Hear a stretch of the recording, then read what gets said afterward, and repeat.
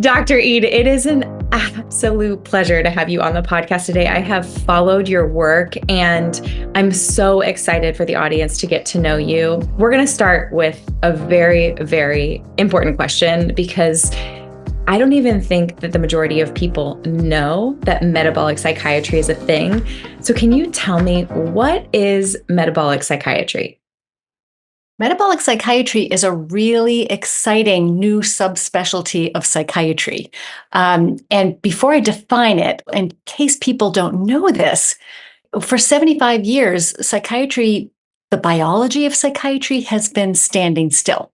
We have lots of medications, new names of medications coming out.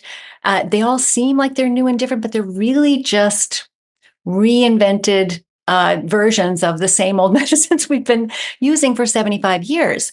So this is a really exciting time to be a psychiatrist because psychiatry or somebody who has a mental health problem and needs help, because psychiatry, after all that time of standing still, is finally taking a quantum leap forward. And it's an empowering leap, not just for psychiatrists. We now have new, really powerful tools to help people, not just get a little bit better, but sometimes completely recover from even very serious mental illnesses. And it's a really exciting time to have a mental health issue and need help, because these strategies from metabolic psychiatry are empowering. So we help people learn how to help themselves improve their brain health from within, simply by changing their diet in a lot of cases. And so metabolic psychiatry is looking at the metabolic root causes of psychiatric conditions. Boiling that down, it's really mostly about blood sugar and insulin management, being aware of your blood sugar and being aware of your insulin levels over time. If that's all you get out of our discussion today, and this is a big focus of what you do, Kelly, is helping people become aware of their blood sugar and which foods are going to be promote healthy, stable blood sugar levels, and which foods are going to throw those off balance. If that's all people learn, it's a huge thing to learn. So metabolic psychiatry is looking at these root causes. What happens to the brain when glucose levels aren't stable and in a healthy range? What happens to the brain when insulin levels are running too high too often? Because we usually think about, especially as women, we usually think about our food choices and our blood sugar and things like that as primarily ways to control our weight. I've thought about that for years and decades myself. We all do that. But sometimes we don't realize is that those same principles, if you learn these same principles and apply them to your life, you won't just improve how you look and feel physically, but you will also improve your brain's structure and function and future. And often within a matter of days to weeks, you can correct these underlying disturbing forces, which are gradually chipping away at the good mental health that you deserve to have. So connecting the dots for the audience, metabolic dysfunction can cause mental health issues and diagnoses. Exactly. So metabolic dysfunction, so you can't have robust mental health without robust metabolic health.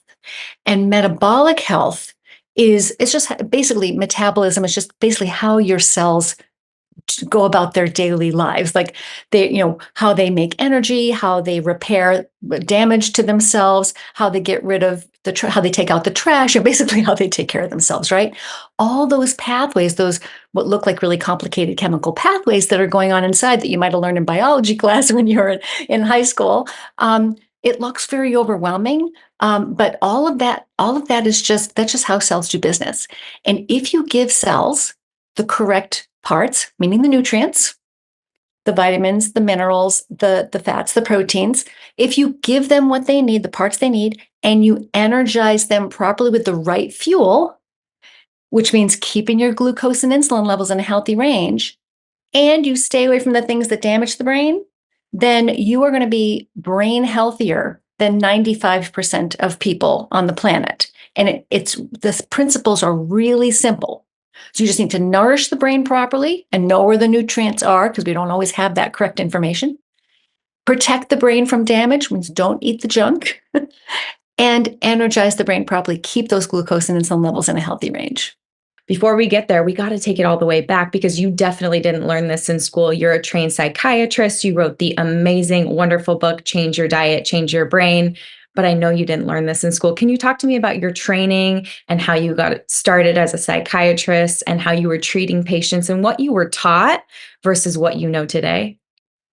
Yes. So when I was in medical school, I really was not sure what I wanted to do because I had so many interests. And I really loved science, really the hard sciences, biochemistry and physiology. I loved science and biology, and I loved people.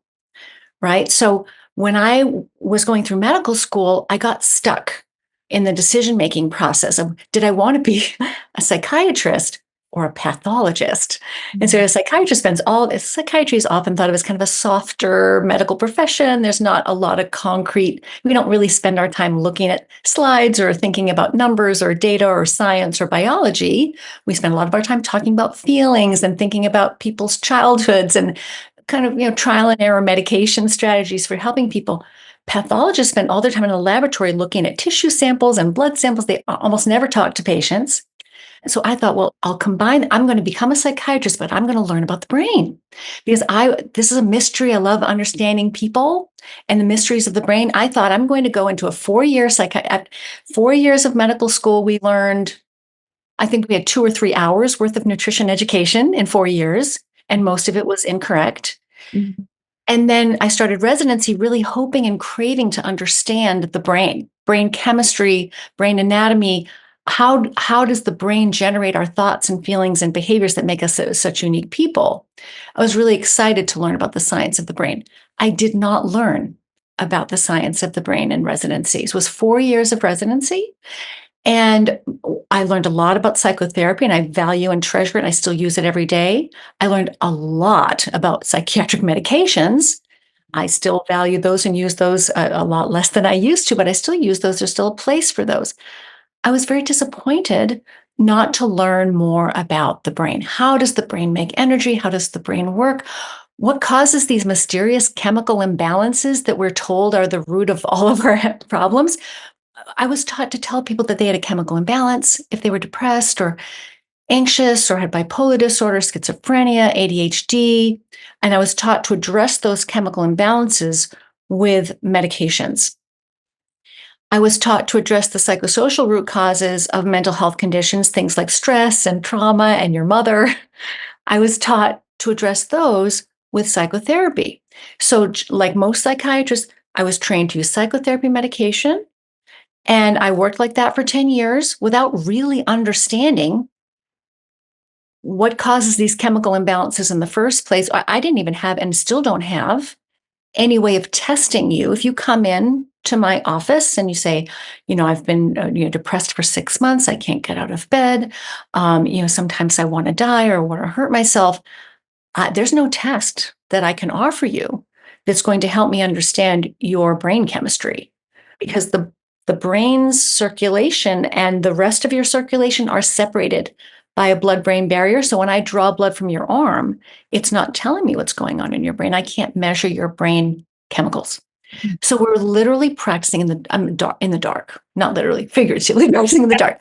We don't know, and so we're guessing. Well, you're depressed. Let's try an antidepressant. Oh, you're still depressed? Let's try a different antidepressant. You're still depressed? Let's try an antipsychotic. And this is how we function still today in 2024. Mhm. So for 10 years, I practiced this way. And I noticed that, like all of my colleagues, even some who had been in practice for 30, 40 years, most of my patients weren't getting that much better, no matter what I did, no matter how many times we met for psychotherapy, no matter how many different medications we tried. And this is, really frustrating and heartbreaking for both sides, for the psychiatrist and for the person coming for help. Mhm. And anybody out there who's listening, who's been to a psychiatrist, knows that this is how the system works. It's Mhm. just the best that we've known how to do until recently. This is why this is such a breakthrough. We now understand that the brain cares very much about what you eat. So in 4 years of psychiatry residency, we didn't talk about food once. So I came out of residency having absolutely no idea how powerful this connection was. I really just thought of food choices as a way to control weight and Mhm. maybe risk for heart disease, right? Your cholesterol levels. That's really, that's all I was taught to think about.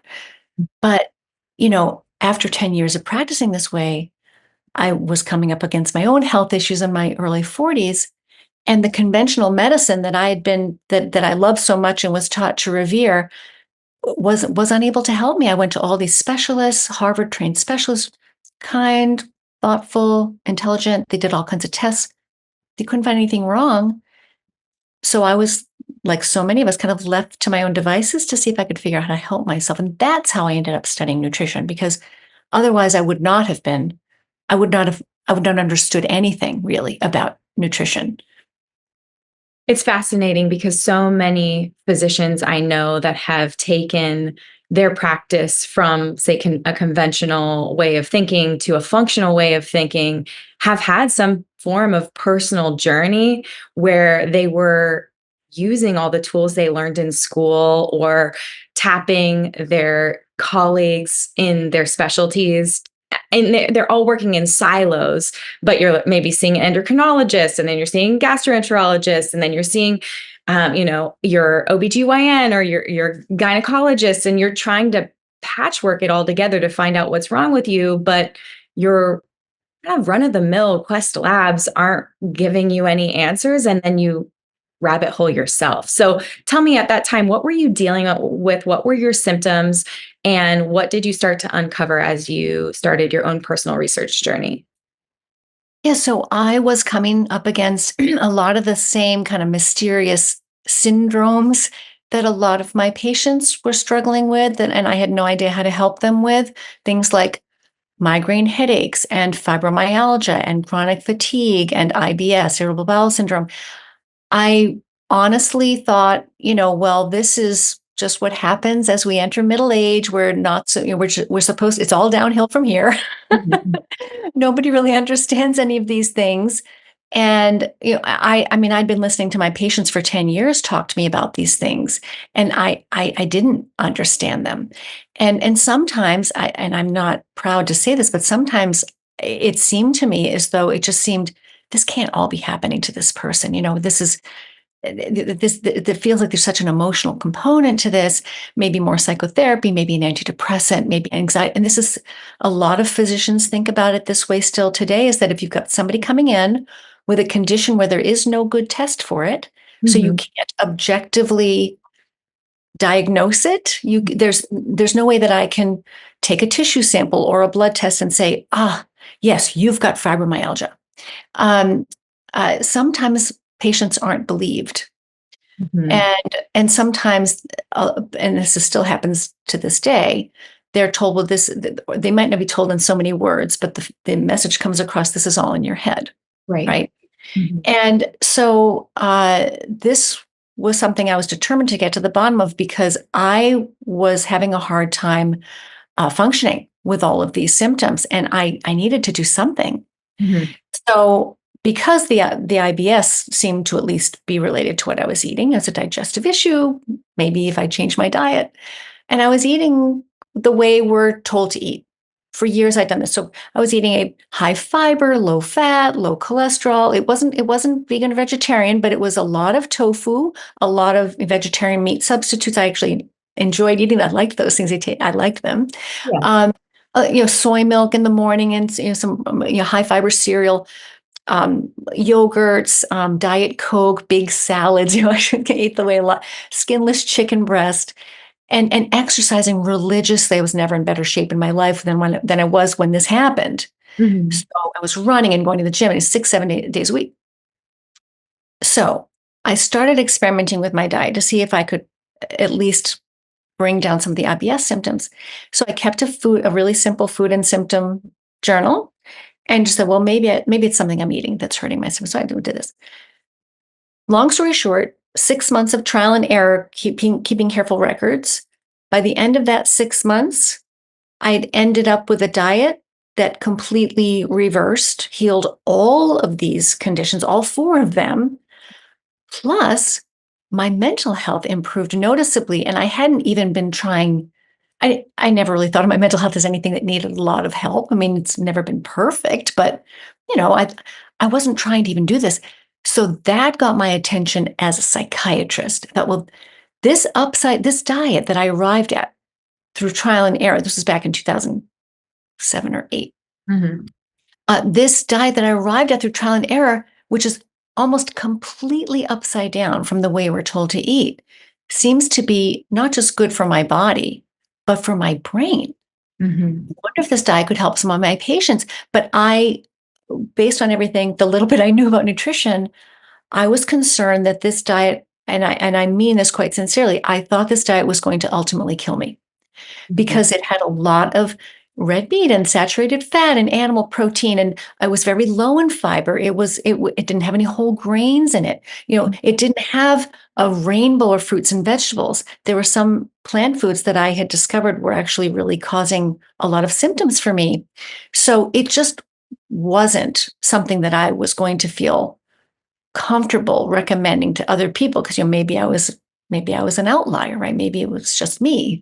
Right. So I started studying. I love getting to the bottom of things. I'm like, how could this diet, which is supposed to be so bad for me, how could this be so good for me?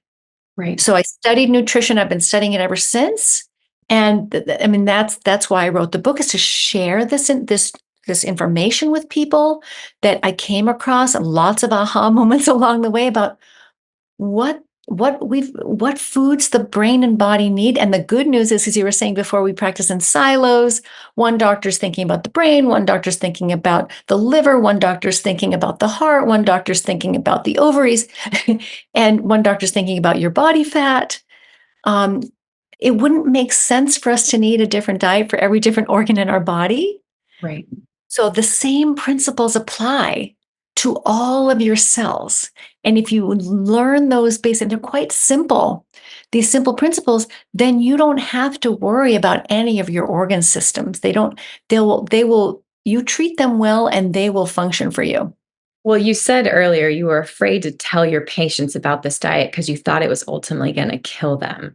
What are some of the things that you want people eating now that you've been able to go through the research, comb through the literature, and feel confident and calm suggesting people eat so that they can free themselves from pain and symptoms, so that they can feel I feel like it's dopamine that hits me, or just like endorphins, or happiness when I am on a moderate to low carbohydrate diet, when I am protein focused. I mean, you and I talked before the podcast started. I'm all about the Fab4: protein, fat, fiber, and greens. And that's in order of how I want people to focus and eat.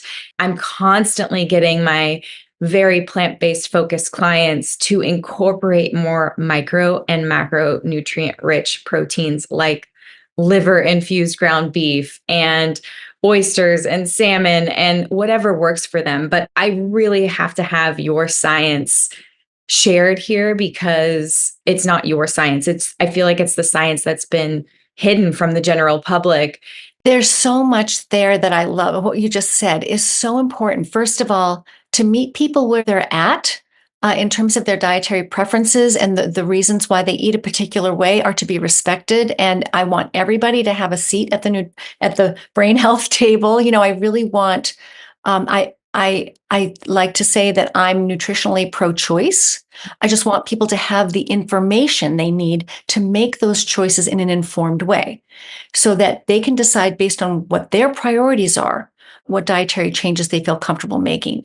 And there's so much you can do with your diet to make it brain healthier than the way most people are eating, because, as you were alluding to, the information that we've been fed about nutrition for decades, generations, has been wrong. The reason why it's wrong, the reason why we're told things like, you must base your diet on grains and beans. You must avoid red meat and saturated fat. You must eat 12, 15 servings of fruits and vegetables per day. That your brain must have carbohydrate for energy, that you must have sugar for energy.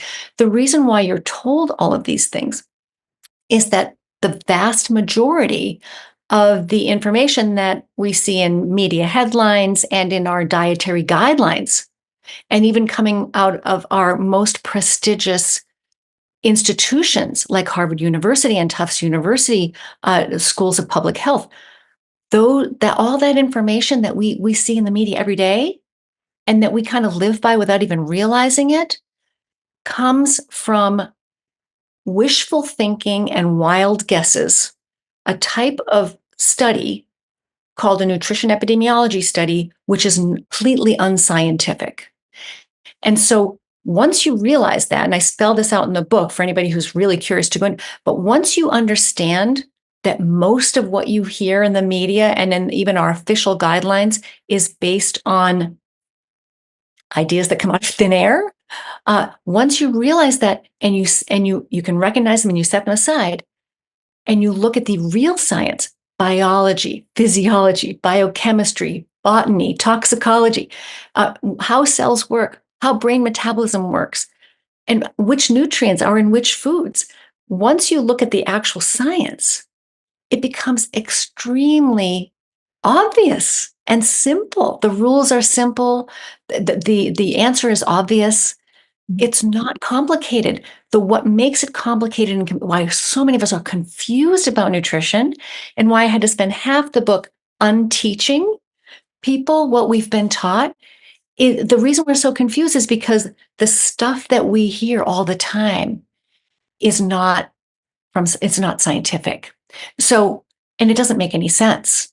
I'm going to yes. stop you because I don't, I really want you just to give people the elevator pitch of what an epidemiology study is and like how researchers gather information and the questions they may ask, or how they're following up with the participants in the studies, or how they're even enrolling them in the study. Like, can you give us a light once over on why these headlines are coming out and why researchers can, create these sort of fear-mongering headlines in the news based on these epidemiology studies?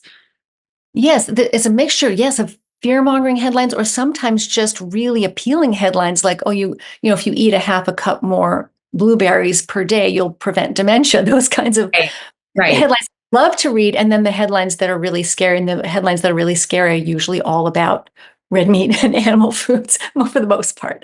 And of course, ultra-processed foods. I think we can all get on board with the ultra-processed foods being bad for us. So I think people would be surprised to hear how this research is done. So like you said, kind of the elevator pitch is a nutrition epidemiologist, let's say they're interested in the relationship between blueberries and dementia. They're going to administer these questionnaires to thousands, maybe even tens of thousands, maybe even hundreds of thousands of people. So it sounds like a huge, important study, right? But the questionnaire itself is quite short, might have maybe 130 questions in it about, and this is an example of a question. This is a real question from a very famous and still used questionnaire. How many half-cup servings of blueberries have you eaten on average over the past year? Nobody can answer that question with any degree of certainty unless you never eat blueberries, and you can say 0, or you eat exactly the same amount every day. You're going to have no idea. So the problem is the options you have, you can't be honest. So you can't say, I don't know, or I don't remember, I'm not sure, or you've got to be kidding me. Those aren't answers. You must choose a quantity. No one's measuring or recording anything or weighing it. Nobody knows exactly how many blueberries anybody has eaten over the past year. People are guessing. These are wild guesses, and those guesses literally become the data. That's the data that all of the research in this field is based on. And point being, there is no data. Data is concrete measurements. It's something you can verify and repeat and say, oh yes, this book is this many inches wide and this many inches tall, and every time I measure it, it's the same size. The next week you ask that same person the same question, they're not going to give you the same answer. So these are the wild guesses that the questionnaires are based on. And then what they're doing with these answers is they're maybe they're doing a memory test in some of these people every so often, and then they pour over these answers and the questions and say, did the people who did slightly better on the memory test, did they answer that they were eating slightly more blueberries? So do we see any connections? Could it be that maybe the people who are eating more blueberries had better memory tests? And they hunt for these connections, and then they publish them. So they say, people who reported eating half a cup more blueberries, for whatever month or week or whatever it is, those are the people who did better on the memory test. Therefore, and here's the huge leap, berries protect against dementia. Now, not only are these relationships extremely weak and tiny, but they're not based on real data anyway. We don't know how many blueberries they're eating. So we don't know. But the other thing is that even if it were conducted beautifully and you could measure everything that everybody was eating, all you can do with that information is guess about whether or not the blueberries are cause, or is it just a coincidence? The only way to know is to test your theory. Feed some people more blueberries, feed these people less blueberries, and then do their memory test. That doesn't happen. They publish the guess, they publish the theory, and that's what we read. Right. So that's not science. Science has two steps, a theory and then an experiment. Nobody is doing experiments to test these theories. So these theories live on for decades without ever being tested in the real world. Right. And that's why we need to forget everything that we've read in the newspaper or seen in the news and get back to cellular biology and the understanding of what our bodies essentially need to not only survive, but to thrive and protect ourselves. And you talked in the beginning of this podcast about nourishing and protecting. So now let's get into the nitty-gritty of what we can do to do that. Because if everything we're reading is a guess, then we need to understand, what do our cells need? What do our brain cells need? And a lot of our brain cells, like you said earlier, our organs all kind of need the same things. It isn't that we need to eat one specific diet for our liver, one for our brain, one for our ovaries. There's a lot of overlap because they all work the same kind of way. They're just different organs. So let's talk about the cell itself, what it needs, and what you've uncovered in your research as the most nourishing and protective diet for us. Yeah, so nourish, protect, energize. So the nourishing is about delivering all the nutrients, all the essential nutrients. And we've known what these are for the most part for almost a century now. So this is not complicated. We need amino acids that come from protein. We need certain essential fatty acids, the omega-3 fatty acids, omega-6 fatty acids. We can't make those ourselves. We need to get those. We need all the essential vitamins and minerals, right? And so we need protein. We need certain kinds of fats, and we need the vitamins and minerals and certain other molecules that are essential nutrients. It's very simple. The brain needs the same thing every other cell, every other organ does. So what does that boil down to? Into which foods are best at nourishing the brain and providing all of those nutrients. In order to nourish the brain, you have to eat foods that not just contain these nutrients, but foods that contain these nutrients in a form that we can use, that we can extract from that food and absorb and utilize. Their user-friendly form, called bioavailable forms of these nutrients. One of the kind of littlest known secrets in nutrition science is that just because a plant food contains a nutrient doesn't necessarily mean that you can access it. Mhm. And plants are just more complicated. They're defending themselves. They're vulnerable in the world. They look innocent and they look unprotected, but they are anything but. And they have to protect themselves in the world just like all the rest of us do. So animals protect themselves with fangs and claws and growling and chasing. Plants protect themselves with chemical weapons and chemical strategies. And one of these is anti-nutrients. They contain molecules that hold on to nutrients for their own important and selfish purposes. So when you boil down, if you look at all the foods just completely objectively, what you notice, it doesn't take long to figure this out. The animal foods, those are the foods that contain every nutrient we need in its proper kind of user-friendly form without anti-nutrients. It's really the meat, seafood, and poultry. Once you get into eggs and dairy, it's a little bit more complicated. I wrote about that in the book, this chapter about eggs and dairy if people are interested. But meat, seafood, and poultry, and I know this is a very controversial statement, they're the safest, most nutritious foods you can eat, and they're the safest for your blood sugar and insulin levels as well. So they don't not just nourishing, they're also protecting you because they don't contain any of the ingredients that can damage your health. And they energize the brain well because they keep the glucose and insulin levels in a healthy range. Now, there are problems with how animal foods are produced, and I address those in the book. This is not, rose-colored glasses here.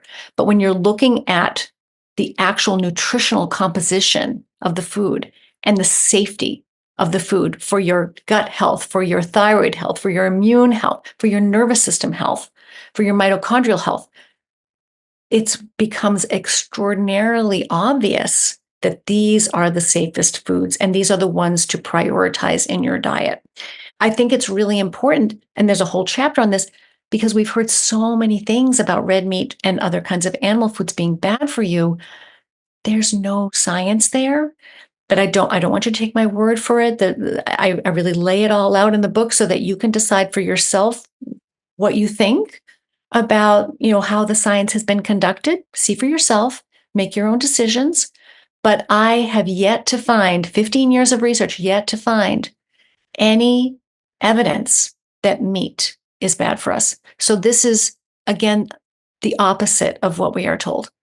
It is the opposite of what we're told. And I think we're seeing a groundswell of, it was probably around 2006, 2007, where we saw the Paleolithic ancestral diets really take hold, and people with autoimmune diseases, IBS, gut issues, maybe not as prevalent, the mental health issues, really start to heal their body and feel good. I had clients back that long ago that were dealing with PCOS and Hashimoto's get pregnant naturally on an autoimmune, a paleo type of diet. And then, kind of fast forward and we saw the groundswell of keto really take hold, and people balancing blood sugar, seeing the benefits of ketones on the brain and brain energy, feeling really good, energized, not as needing as much sleep. And now I'm seeing this groundswell of the carnivore diet really, and you see it really go viral because you'll see whole body eczema cases and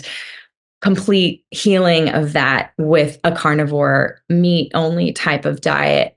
Can you talk to me about what our body needs when it comes to plant food and how you feel about sort of the evolution of what's becoming popular online? And it's still not mainstream. How do you feel about these changes that are happening? And what have you experimented with personally and with your clients? You certainly have your finger on the pulse of the nutrition trends because it was exactly what I've been witnessing since I started paying attention to nutrition in 2007 was the timeline you laid out. So in the book, I recommend 3 different strategies people can explore, and one of them is carnivore. But the first strategy that I suggest to people is a paleo diet that's lower in carbohydrate than the standard diet. So about 90 grams of carbohydrate. It's a paleo diet with pre-agricultural diet, no grains or beans or dairy or modern processed foods or alcohol. So it's very, very healthy and nutritious. And it's much lower in the way I've designed, it's much lower in carbohydrates to be a little gentler on your insulin and glucose systems. And I've made a few other modifications too. The reason I start there with a mixed diet of plants and animals is because I do think that that diet is our evolutionary heritage. We evolved to be able to eat plants and animals, at least certain kinds of plants. And to be able, if we're healthy, if our gut is healthy, if our immune system is healthy, we should be able to be robustly healthy on a mixed diet, as long as you know which plants are the ones that are appropriate and not the ones that are more risk than benefit, which are the grains and the legumes in particular. So, which are the foods we're told to base our diets on? The paleo diet is step one. The second step is the ketogenic diet. So you kind of went. This is your timeline. Ketogenic diet, same diet, but just a ketogenic version. That's a really powerful biochemical and metabolic and mental health intervention. It's a really the most powerful tool I have in my practice as a psychiatrist is the ketogenic diet, because it energizes the brain differently. It essentially changes the brain's operating system so that everything works better. So you get less inflammation, you get less of something called oxidative stress, which is why we're always told to eat more antioxidants, which we actually have our own internal antioxidants. If we would just kind of stand out of the way and let them do their job and not overwhelm them with the wrong foods, they will protect us against oxidative stress. And a ketogenic diet also beautifully controls glucose and insulin levels and balances neurotransmitter systems, balances the brain chemistry that we were told was unbalanced in psychiatry residency and why we were told we needed medications.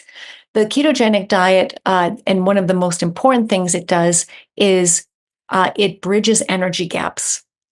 So most of us have been eating the wrong way for our entire lives, a diet that's too high and too many of the wrong carbohydrates too often, and our insulin levels have been running too high. What that does, in a nutshell, is there's more in the book about this. It gradually chokes off your brain's energy supply. The strangely enough, the more sugary your diet is, the harder it becomes for your brain to use sugar for energy over time. It sounds upside down, but that is actually how it works. So in people, the majority of us now have insulin resistance of the brain. We need a supplemental fuel source, and it's ketones. Ketones will cross the blood-brain barrier and bridge that energy gap. So if you get sluggish brain glucose processing, which many of us do, you will bridge that energy gap and revitalize those cells. And that's why so many people say that after sometimes even just 3 days on a ketogenic diet, they feel like their brain is waking up. And that's an energetic shift, a metabolic shift that's happening in the brain. It's not just in the brain, but the whole body is experiencing this. And it's a positive and healthy shift.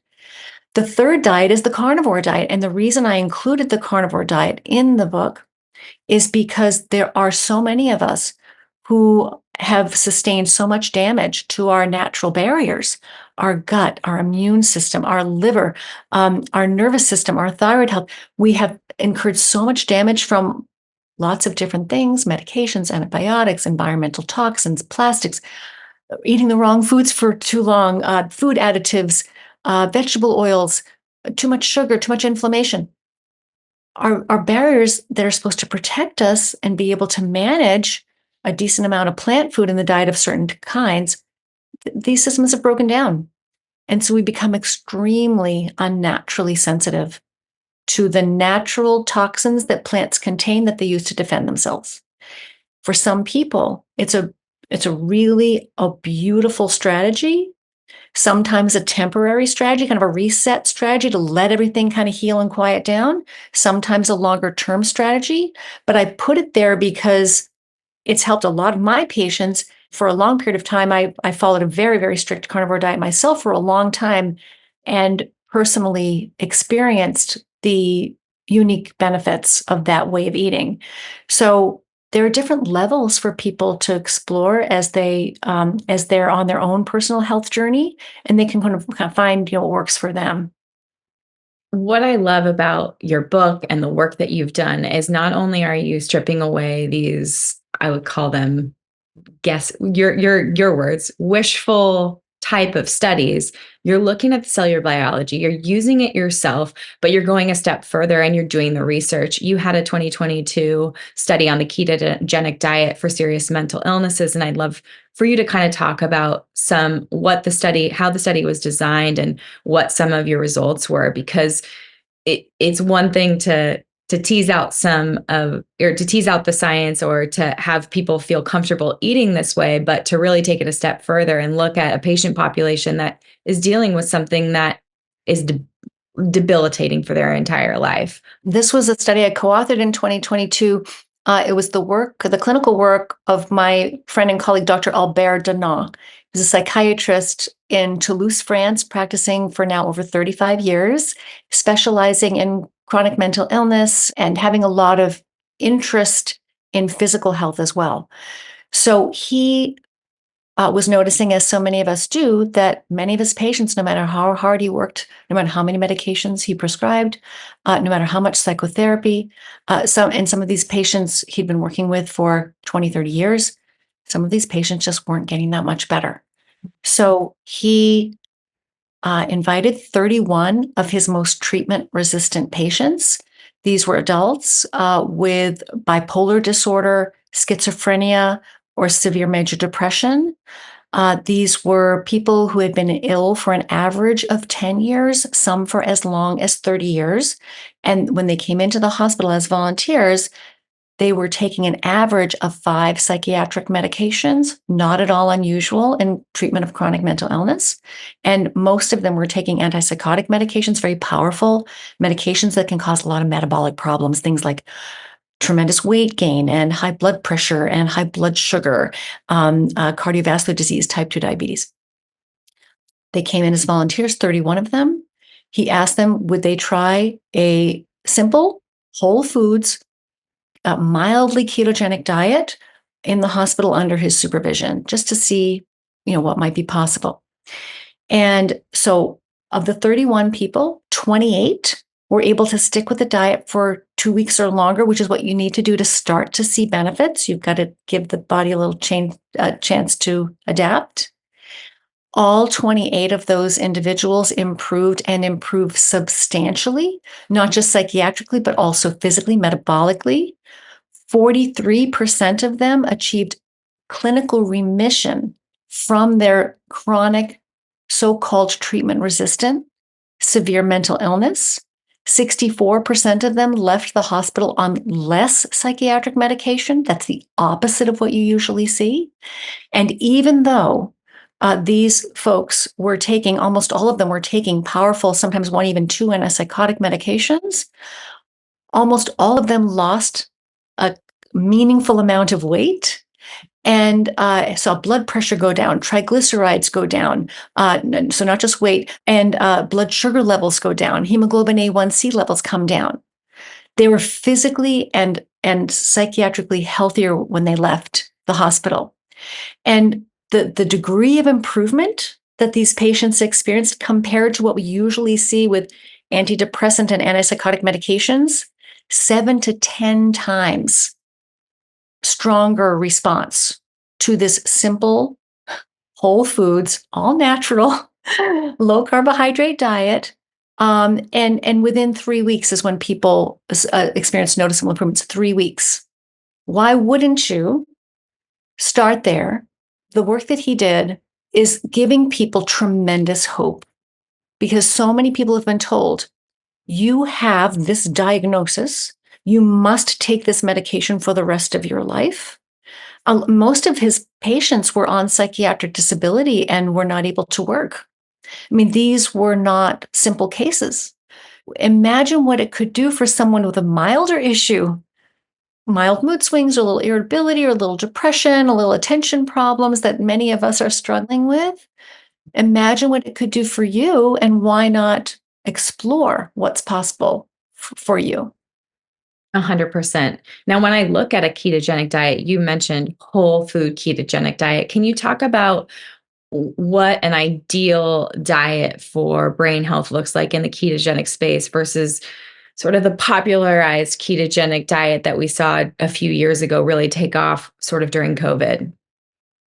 Yes, and I really emphasize this teaching point. I teach a training program for clinicians on how to safely use ketogenic diets for mental health, because it can be dangerous if you don't know how to safely transition somebody onto this diet. So anybody who's listening, who's thinking, "Oh, I'm going to start a ketogenic diet tomorrow," please learn more and seek consultation first, because it's a very powerful biochemical intervention, a safe and healthy one, but the transition needs to be carefully managed. So please take note of that. But in any case, what does a healthy whole foods ketogenic diet look like? It is a diet that does not ideally, and I put this plan in the book as well, ideally doesn't include all those keto-friendly processed foods that are starting to fill up the grocery store now, and the pharmacies and so forth, the keto bars and the keto shakes and the keto cereals. Um, these are even, okay, they may be low in carbohydrate, but that's where the good news ends. I mean, Right. honestly, these are ultra processed foods, lots of added ingredients. They do not behave like whole food in the body. A perfect example is whey protein powder. So whey protein powder will not raise your blood sugar, but is an insulin spike in a can. I mean, whey protein powder raises your insulin levels almost as much as pure sugar does. That is not good for you. So just because it doesn't contain carbohydrate doesn't necessarily mean it's good for you. Whole foods, you must still adhere to whole foods principles no matter what kind of a diet you're eating. Strangely, the only exception to that is a vegan diet. A vegan diet does have to include some supplements and even some fortified processed foods. You can't fortify a whole food. So you need some fortification, certain products. You need to plan your diet carefully. And if you eat only whole foods on a vegan diet without supplementation or a few fortified foods, you will have struggled to get all your nutrients. But everybody else, vegetarians, vegans, vegetarians, whole food, plant-based carnivore, Mediterranean diets, whatever diet you're following whole foods principles is fundamental. Mhm. The body evolved to extract its nutrients from whole foods, and it doesn't work well if you pre-digest and pre-break down those foods into powders and crystals and liquids and syrups and extracts. That's not how the body was designed to work. So I really emphasize these whole foods, because a lot of people will focus on the keto, they'll focus on the low carb, or that there are ketones on the meter and their glucose is in a healthy range. That is not all your brain cares about. Your brain also cares about the quality of the foods you're eating. Your gut cares about this, your thyroid, your body cares about not just metabolic quality of the diet. That's the foundation principles of metabolic psychiatry, how the diet is affecting your glucose and insulin levels and energizing your brain. It also cares about nutritional quality. And that's nutritional psychiatry, a different branch of psychiatry. And I in the book, I really marry these two together. It's important to do both. And that's where you get the most biochemical and nutritional power, is by putting these concepts together for yourself. Right. You're really focused on mitochondrial health and the nutrient density that's making its way up to the brain. And I think, I'm a really visual learner. So when I think about, the keto cereals that you're mentioning, or the keto bars that you're mentioning, or a plate that has, a top sirloin steak and maybe some blueberries, or, I don't know, whatever it is that you like to eat. And maybe we can jump into that next.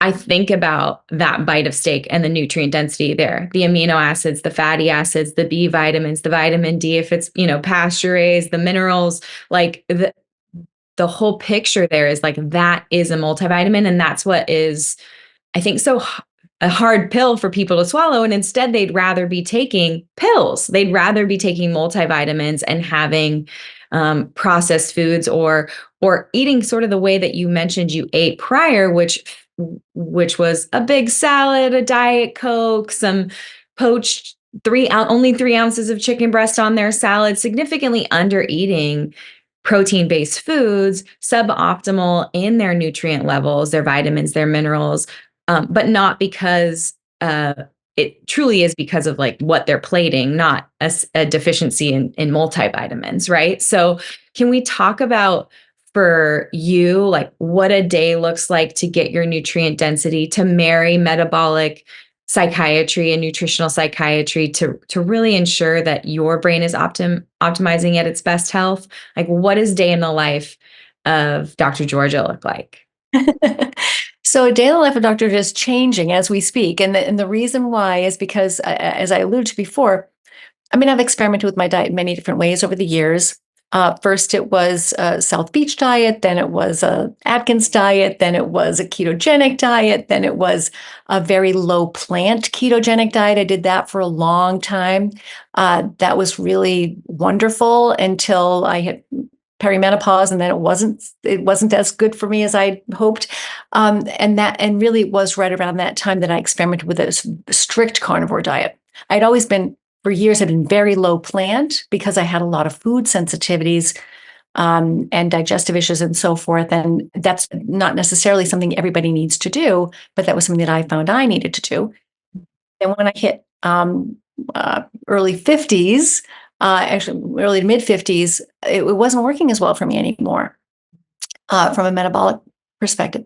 So I tried a strict carnivore diet for the first time, meaning no plants at all, just meat, seafood, poultry, no eggs, no dairy, because I'm sensitive to those, no spices, no caffeine, no alcohol, nothing else, just meat, seafood, poultry, salt, and water or seltzer. And so that's what I did that for 8.5 months religiously every single day. And that's the best I'd ever felt. It was difficult. It was socially difficult. It was difficult traveling. It was also difficult in terms of the diversity. It wasn't a very varied diet, but I felt fantastic. And but I eventually started expanding my diet to see, could I introduce a little bit more variety and still maintain the health benefits, right?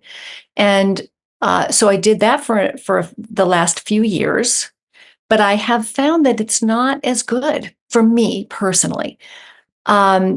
So anyway, for the past few years, what I've done is I had kind of went back to my low plant ketogenic diet, and really essentially what this has looked like for the last few years is the meals kind of look the same. I mean, breakfast doesn't look any different than dinner. I usually eat 2 meals a day, so I'll eat around 10 or 11. I'll eat around 4 or 5. And it's usually some sort of, it's either a duck or fish or chicken or beef, or I'll have some sort of fatty animal food with its natural fats. And I will usually have a small amount on certain days of the plant foods that don't bother me. So it might be some cucumbers or some olives or a little bit of avocado, or it might be, zucchini. There are a few foods that I know I do well with, and mushrooms. That's what it's looked like for a long time. But I am now this week, experimenting, going back to strict carnivore to remind myself of the benefits that I personally experienced from it, and to see whether that line has shifted for me, and whether I think it would be worth it now to continue, despite some of the challenges with it. As I've gotten older, I mean, I'm turning 60 this year. As I've gotten older, I've felt like I've had to kind of double down on my metabolic health and really do things. I'm trying to find what is right for me at this stage in my life. Mm. It's always nice to add that layer of understanding of like how you may be changing hormonally or how you may be changing physically. And, that brings me kind of to my next question. If you're eating 2 meals a day, do you have protein gram goals? Are you looking to eat a specific amount every day? Are you looking at calories like at all? Are you focused, or are you strictly focused on, because it is such an easy, minimalistic type of a diet, even though it might be slightly boring, just focused on the foods that you're eating? Yeah, this is a great question. Protein is such a controversial topic, right? And so there seems to be no consensus around how much protein we should eat after all these years. And the rules are a little different. I write about this in the book. The rules seem to be a little bit different depending on what you're eating. But in any case, what I do is, when I'm eating a low plant ketogenic diet, I am aiming for something around 90-ish grams of protein per day. That's not the same every day. Some days it'll be more, some days it'll be less, but that's sort of in that ballpark seems to work well for me. I've learned over the years. Yeah. When I'm strict carnivore, and this was fascinating to me, I could just trust my appetite to tell me I could just eat until I felt satisfied and I would stop. And some days it was a lot more than 90 grams, might have been even 150, 160 some days. And other days it was 70 or 60. It just really depended. I could trust my body to know what it needed. And I didn't worry about overeating, undereating, because what was happening was my weight was naturally very slowly and safely coming down to this place that just seemed right without me having to think about it. And I was maybe losing a pound a week, something like that. Very steady, very slow. I felt completely satisfied. I was never hungry. It just felt like I could trust the biochemistry of my body to know what it needed. When I add plants in, it's not that it throws it off a lot, but it does seem to make it a little harder for me, especially with my history of eating issues. And sometimes it confuses my hunger signals a little bit. And so that, again, is not an issue that everyone has to think about. But I have found this to be a really powerful strategy, a carnivore diet, for my folks with intractable addictive eating issues. Because for some reason, I don't pretend to understand it. For people who have tried everything else and they're still got a lot of food noise and they slip and they slip and they slip and they relapse and they relapse, a pure carnivore diet without dairy is the thing that I have found to be the most healing for people with that issue.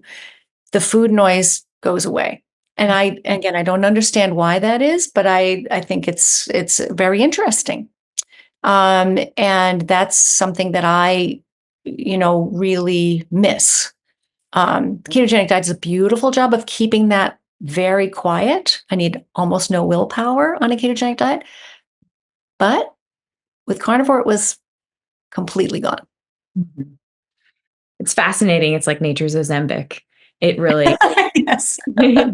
is completely regulating those hunger hormones and giving your body what it needs. And I think the trust piece is really an interesting layer on top of it. Like there's so much distrust of our own body and our own hunger cues because so much of it has been derailed by the ultra processed food industry and, big ag. Like you think about the General Mills of the world and people who are creating Cheetos to have some flavor explosion that you truly feel addicted to, or an inability to stop eating, and to have calm and peace around food for a lot of people with years of disordered eating or an inability to trust themselves is just a gift that you can give yourself truly. But I think the mental health aspect on top of it is just, why not give it a try for 3 weeks and see how your body responds and how your brain responds to this type of a diet.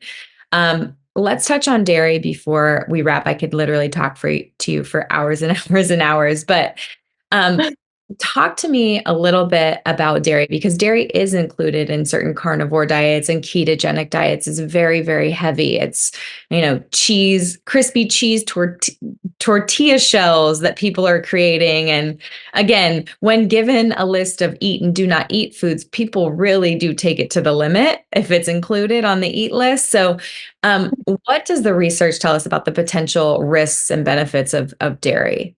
So I wish there were more research, more curious research into this topic. There's enough that there's certain things that I can say with certainty from the research. And there are certain things I can say from clinical experience and personal experience for what that's worth. So what the research tells us and what evolutionary and cellular biology tell us is that milk is a species-specific growth formula. It's designed for rapid growth for tiny newborn mammals to grow into larger mammals that can then graduate to solid food. That's the purpose of all milk, whether it comes from a camel or a person.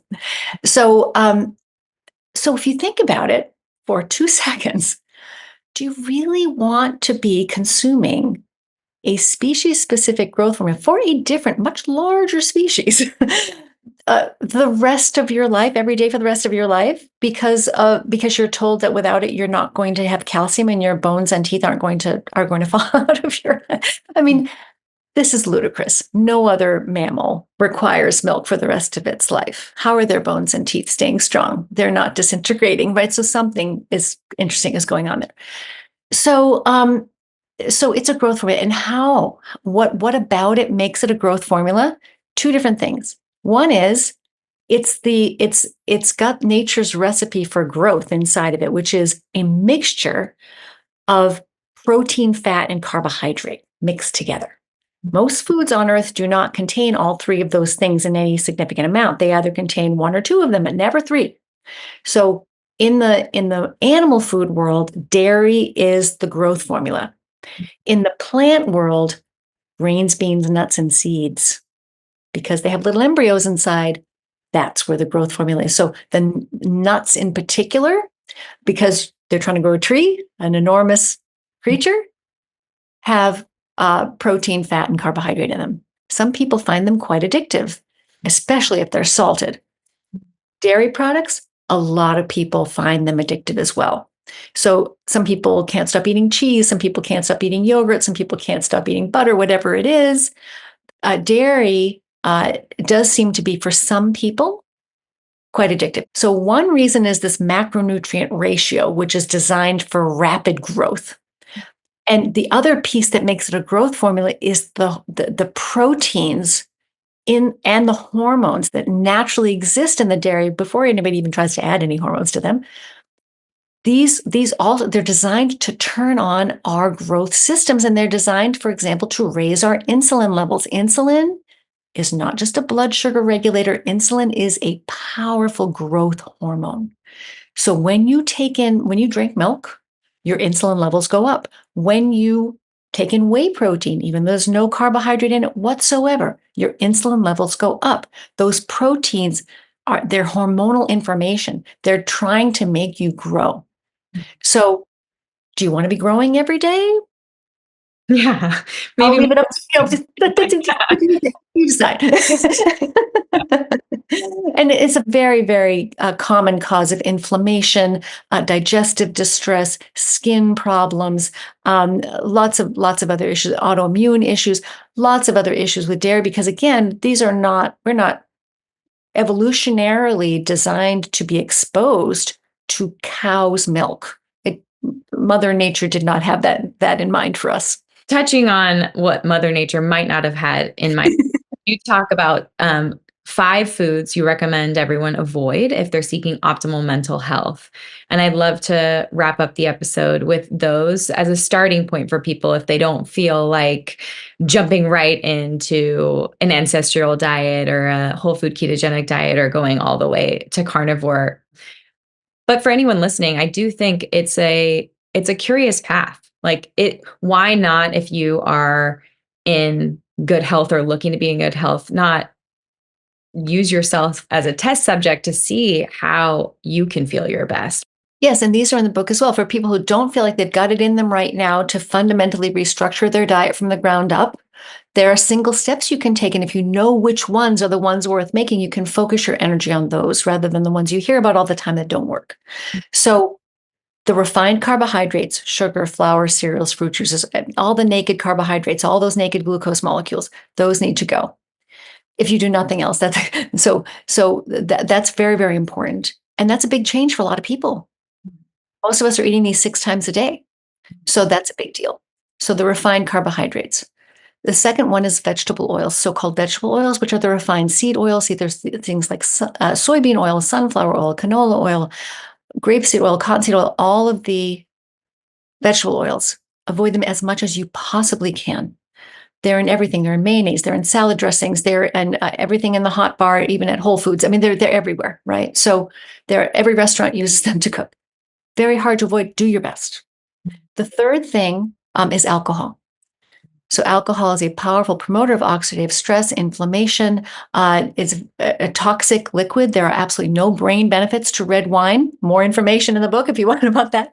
There's nothing. Red wine is not a brain healthy beverage. It is toxic liquid, and the less you drink of it, the better off you are. The fourth thing is grains. So grains contain almost no nutrients. They're mostly a source of starch and a source of very risky plant molecules. Things like lectins and anti-nutrients. And grains are really all risk and no benefit unless you have no other source of calories available to you, which unfortunately in some parts of the world that is the case. If you have the luxury of choosing a grain-free diet, that's a really powerful choice you can make for your immune health, for your metabolic health, for your gut health. These are very difficult to digest. They are very low in nutrients. They're very high in anti-nutrients, and they're mostly starch. And so if you've got insulin resistance, that's a very, very poor choice. And then the last one is the legumes, beans, peas, and lentils. Legumes if you are following a vegan diet, it's very important to include some legumes in your diet, especially things like tofu, which is a complete protein. Very important. Everyone else, if you can, again, afford the luxury of choice, yes, legumes do have amino acids in them. Most of them don't have the right mix or enough of them, but they do contain amino acids, and they contain a few other nutrients too. But again, they're generally speaking very nutrient poor. And some of the nutrients they do contain are actually quite difficult for us to access, particularly the minerals. And they don't just make it hard for you to absorb minerals that they contain.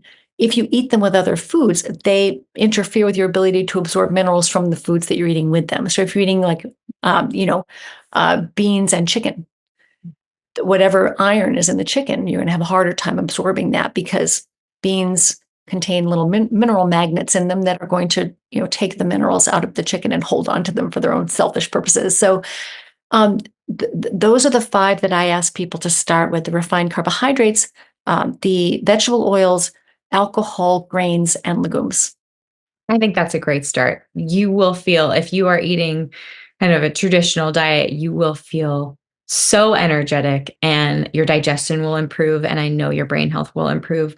Dr. Eid, thank you so much for being here, for giving people a starting place, for taking the time to write this book, for always challenging conventional nutritional information, and for giving people the tools to understand why the headlines they're reading aren't real. Thank you very much, Kelly, for being a nutritionist who understands biology and understands the human body. And it's helping people to understand that really powerful connection between the food choices we make and our blood sugar and insulin levels, which really that's the foundation of good metabolic health and therefore the foundation of brain health and mental health. Oh, such a pleasure. Where can people follow along? Where can they grab your new book? I want to also send them to your website, which is loads of free information there as well. Yes. So the book is Change Your Diet, Change Your Mind. And you can learn more about it on my website. My website is called diagnosisdiet.com, or you can just type my name into the search engine. It'll come up because I have kind of an unusual name. My last name is spelled EDE. There's a lot, as you said, lots of free information there for people. There's also information about the clinician training program. And really importantly, for people who are thinking about trying a ketogenic diet for mental health, there's a free clinician directory, international clinician directory, specifically listing clinicians who use ketogenic diets to treat mental health conditions. So if you're looking for help, try that directory first. It's free to search it. It's also free for any clinicians out there who practice this way. It's free for you to list your practice there. It's a public service to try to help people get metabolic psychiatry help. It's a wonderful place to start. If you guys have any brain fog, depression, anxiety, mood swings, the list goes on, start there. I'm going to send you to her website, Dr. Georgia Eid's website, along with her book in the show notes of today's episode. Thank you so much for being here. Thank you very much, Kelly.